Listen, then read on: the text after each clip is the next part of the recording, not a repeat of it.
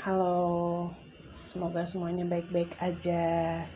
Jadi saya habis periksa ke dokter, tes darah, dan untungnya dokternya cermat. Biasanya saya tidak direkomendasi tes darah, dan walaupun sudah tes, tapi karena tidak dengan rekomendasi yang dari dokter, kemudian tidak terbaca gitu ya. Jadi saya ada sekarang makanan yang saya perlu hindari. Ini juga share, siapa tahu ada teman-teman juga yang mengalami kayak pegel-pegel, ya, penat dan lain sebagainya. Nah, dari hasil tes darah ini saya juga diminta untuk ke ahli nutrisi, kemudian disarankan untuk kalau misalkan makan separuh dari piring ini, yaitu di sini adalah terdiri dari sayuran. Ini, dari semalam sampai pagi ini saya buat pecel. Jadi ini udah ngaco aja ya, tidak berdasarkan pakem resep apa-apa saja, tapi ini saya rebus, kemudian ada yang di steam atau dimakan mentah, tapi dengan bumbu kacang secukupnya, tidak terlalu berlebihan. Kemudian separuh ini separuh nasi, separuh sayuran. Kemudian di sini dibagi seperempat. Yang di sebelah sini adalah untuk lauk, dan seperempat lainnya adalah untuk nasi.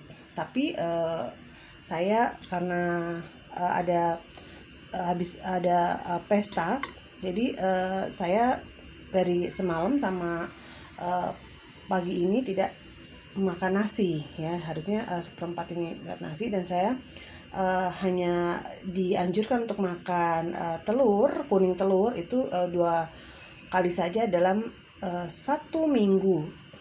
Kemudian kalau untuk tempe hanya satu slice tempe saja, dan tidak disarankan untuk digoreng. Paling banter adalah ditumis, atau bisa di steam atau dibakar juga tidak terlalu disarankan, mungkin dipanggang. Nah, setelah itu saya mau ini nih bikin pagi ini, atau nanti untuk siang mau bikin sup labu ya. Itu mungkin nanti saya ada tahu atau campuran yang lainnya, tapi untuk sementara yang ada saja di kulkas yang dimasak, karena belum belanja lagi. Nah, semoga sharing menu ini juga menjadi self reminder, catatan bagi saya sendiri. Makanya saya buat video, dan juga mungkin kalau ada keluhan atau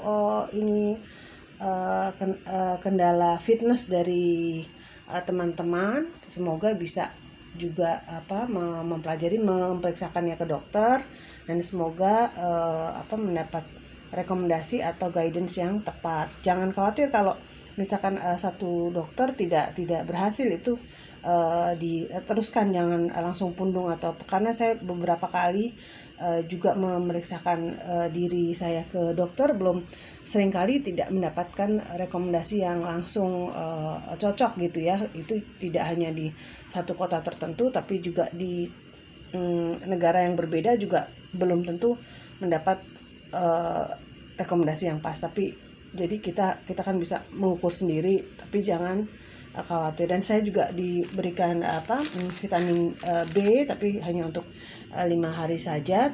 Itu untuk membantu kendala yang saya dapatkan gitu ya. Dan sekarang saya udah jauh lebih baik. Pada hari kedua itu sebenarnya udah lumayan. Yang jelas yang ini yang harus dikurangi gitu ya.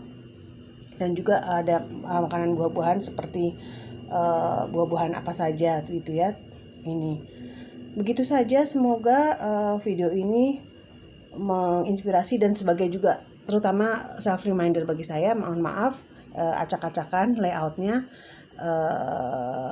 Dengan semangat sayang dan saling peduli, kita saling doakan dan saling mensupport satu sama lain. Terima kasih.